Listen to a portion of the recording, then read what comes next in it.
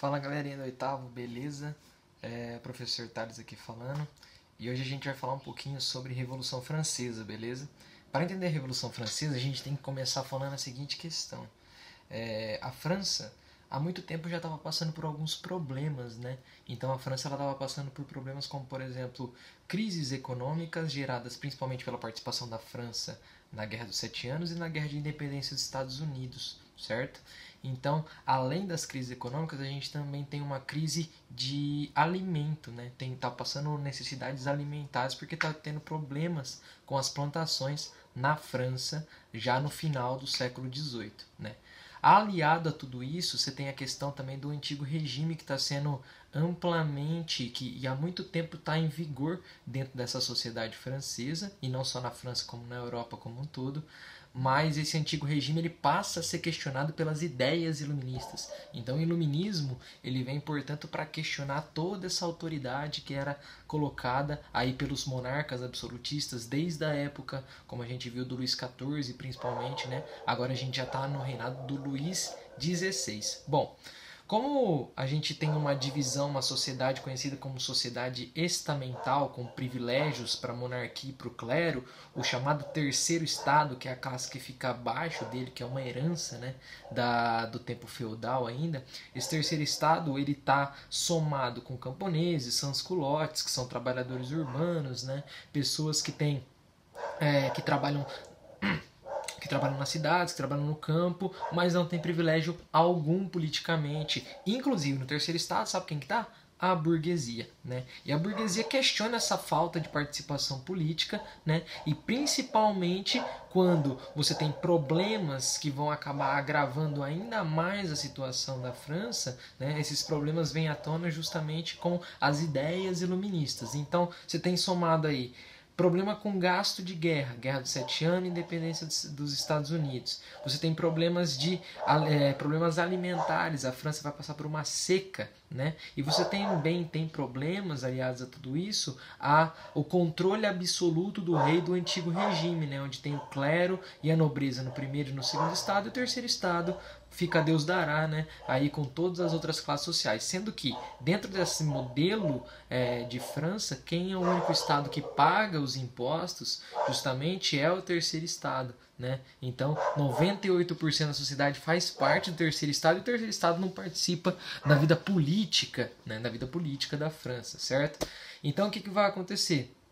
Esse quadro econômico ele fica cada vez mais insustentável, vamos dizer assim, né? Então, basicamente, esse quadro, essa colocação, esse posicionamento social, essas questões na França, elas ficam insustentáveis. Então, o que vai acontecer? Para tentar solucionar o problema, né? Para tentar solucionar o problema que a França está passando, né, de problemas econômicos, problemas políticos, problemas sociais e tudo mais, o rei ele vai convocar a Assembleia dos Estados Gerais. Né? O que é a Assembleia dos Estados Gerais? É como se fosse uma reunião com membros e representantes dos três estados, ou seja, das três classes sociais, que é primeiro estado é o clero, segundo estado a nobreza e terceiro estado o povo todo resto, né? Então, burguesia, principalmente, no terceiro estado a gente tem os burgueses, mais sans-culottes, como eu falei para vocês, trabalhadores,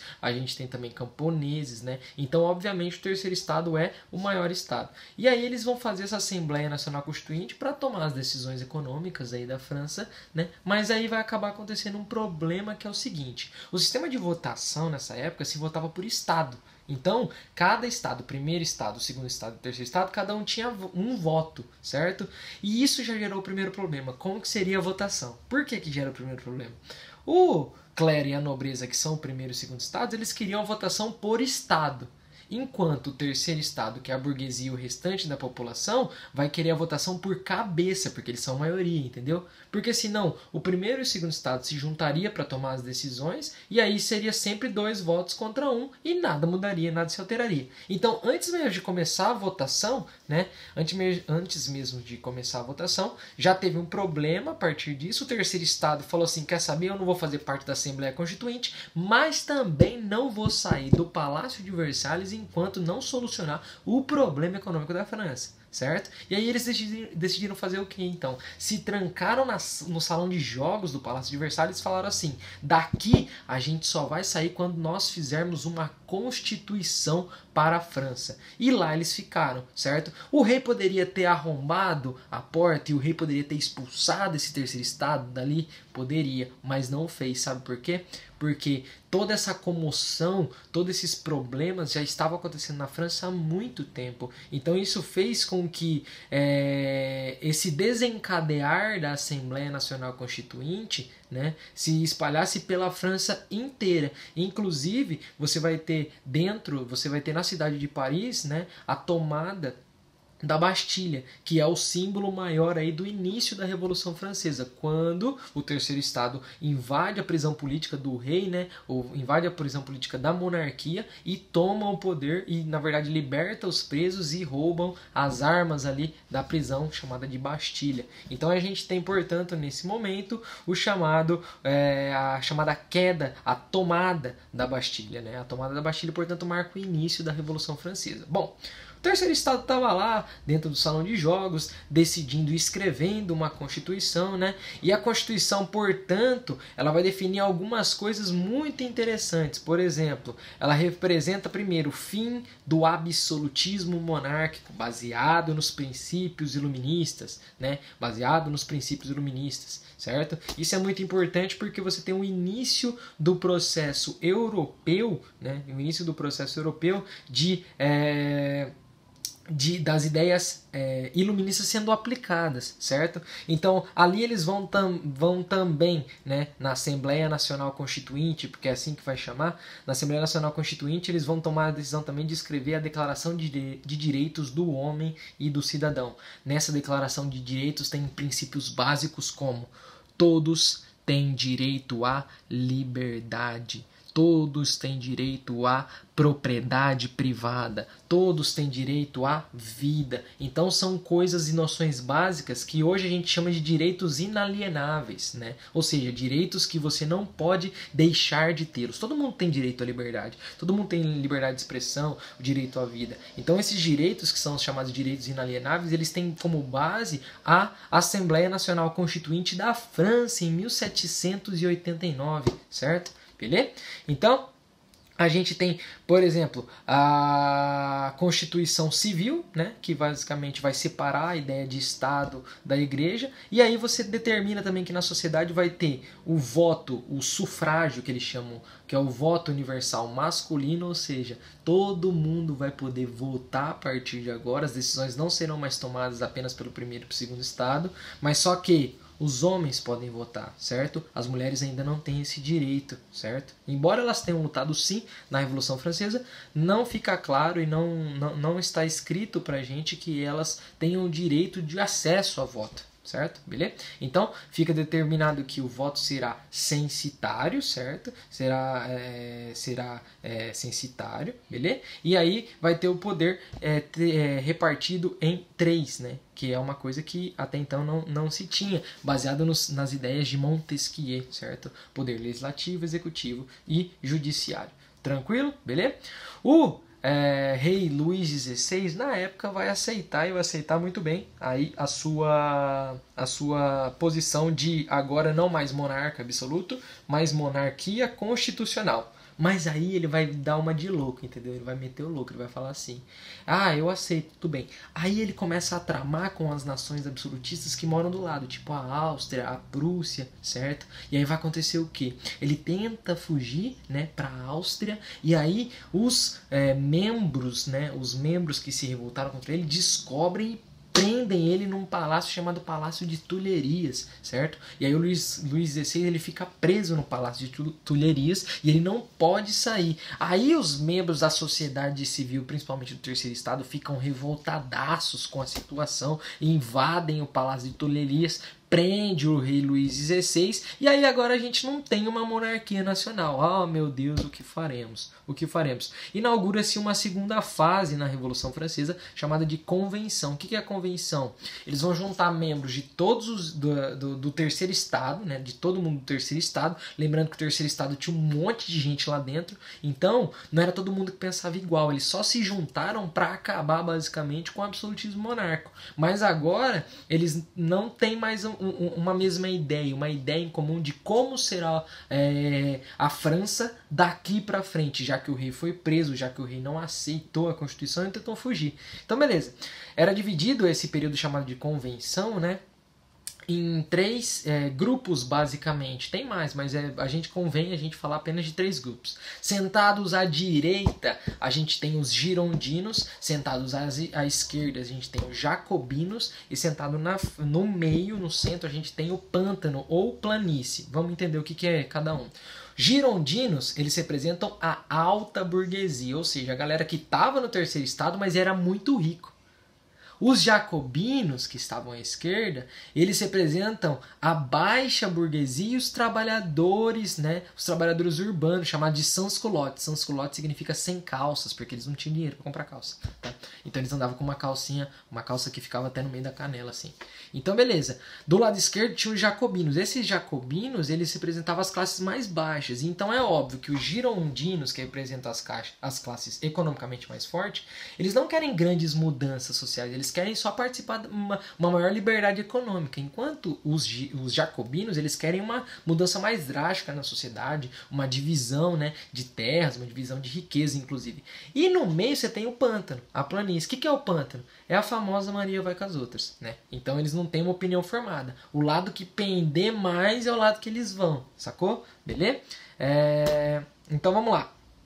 Essa segunda fase, a fase da convenção, né, eles vão pegar o rei Luís XVI, o rei deposto, e eles vão condenar esse rei Luís XVI à guilhotina, certo? Então ele vai ser guilhotinado e dá-se início, portanto, a uma fase chamada, né, a partir de 1793, a fase chamada de República Jacobina. A República Jacobina, que vai ser desse lado da esquerda, esse lado mais radical, né, vai ser uma fase também conhecida como fase do terror. Por que fase do terror? Eles tinham um líder chamado de Maximilien de Robespierre. E o Robespierre, ele tinha fama de perseguir os seus inimigos, né? Então ele perseguia qualquer pessoa que fosse opositor à sua ideia. Por que é chamado de fase do terror? Ele vai mandar guilhotinar, né, boa parte da galera que vai ser opositor das ideias deles.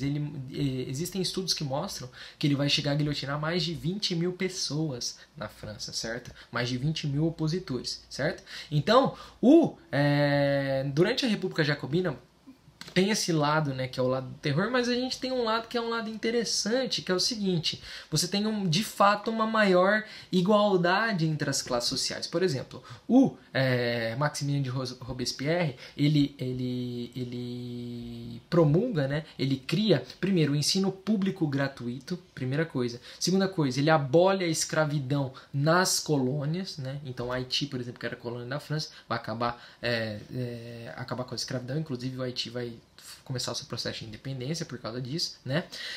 Existe um tabelamento do preço dos alimentos para que não haja disparidade, né? Para que as coisas não fiquem muito caras, e vai ter a instituição do sufrágio masculino, sufrágio universal, ou seja, todo mundo vai poder votar. Antes, você tem o quê? Você tem as pessoas que poderiam votar durante o período da Constituição, da primeira Constituição, eram as pessoas que tinham dinheiro, é chamado de voto censitário. Agora o voto é sufrágio universal masculino, beleza? Então aquilo que eu falei lá atrás que era universal masculino, na verdade vai acontecer agora.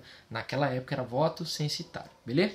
Os jacobinos, porém, né, eles perdem a sua popularidade justamente por causa dessa perseguição exagerada do Maximilien de Robespierre, né? Então vai ter uma reação chamada de reação termidoriana. O que eles vão fazer? Capturar o Maximilien de Robespierre e dar para ele o mesmo fim que ele condenou muita gente, que é o quê? A guilhotina. Então Maximilien de Robespierre, ele vai ser guilhotinado e a gente tem, portanto, de novo, uma nova Constituição, né? Uma nova Constituição. Agora, né, a gente vai inaugurar uma terceira fase chamada fase de diretório, do diretório. Quem que vai ser os líderes da fase do diretório? Não é mais os jacobinos que ficavam à esquerda, agora são os girondinos. Quem toma as decisões políticas são 5 diretores, certo? 5 diretores, que são 5 diretores girondinos, beleza? E eles tomam as decisões, obviamente, baseado nos princípios e nas coisas que eles querem, ou seja, a alta burguesia quer. Primeira coisa, por exemplo, ele reestabelece a liberdade dos preços. Os preços deixam de ser tabelados porque eles querem lucrar mais, né? Fazem uma nova Constituição, beleza? Estabelece o poder executivo e esse poder executivo apenas vai ser exercido pelo diretório e além de voltar o voto censitário, porque já que eles são ricos, eles querem que só eles possam participar da vida política, beleza? Só que o que vai acabar acontecendo? Essa terceira fase diretória ele vai começar em 1795, né? A Revolução Francesa ela começa em 1789. 1795. Só que com o passar do tempo, essas tomadas de decisões políticas dessa alta burguesia não vai acabar agradando a galera que é das classes sociais mais baixas, né? Beleza? E aí vai acabar que esse diretório, essa fase do diretório vai acabar ficando cada vez mais enfraquecida. E o fato deles ficarem cada vez mais enfraquecidos vai fazer com que eles percam apoio político, beleza? Dentro desse rolo todo, né? Porque imagina, a França quando acaba a Revolução, ela fica totalmente desequilibrada economicamente, socialmente e tudo mais. Dentro desse rolo todo, começa a surgir a figura de um cara muito importante chamado de Napoleão Bonaparte. O Napoleão, ele é membro, né? Ele é influente dentro do exército francês, ele é um general do exército francês, que não era lá dos generais mais inteligentes e altos do mundo, mas era um cara muito esperto, né? É um cara muito esperto, e ele sabe trabalhar com as possibilidades. Então eles têm uma autopromoção muito grande, e essa autopromoção faz com que ele, no dia 18 de Brumário, porque muda-se o calendário, né? No dia 18 de Brumário de 1799, ele vai tomar o poder na França e vai dar início numa era chamada de Era Napoleônica. Na verdade, o diretório mesmo passa esse poder para ele, meio que passa esse poder para ele, para acalmar as tensões políticas, ou seja, ele vai estabilizar, né, essa política na França que estava toda fragmentada, que estava toda conturbada devido ao processo revolucionário, tudo bem? Essa fase da Era Napoleônica é assunto para a próxima aula. Hoje foi só uma explicação mais geral, certo? Qualquer dúvida, galera, eu estou no WhatsApp, eu explico se vocês precisarem ouvir de novo, tudo bem? É isso aí, muito obrigado, beijo.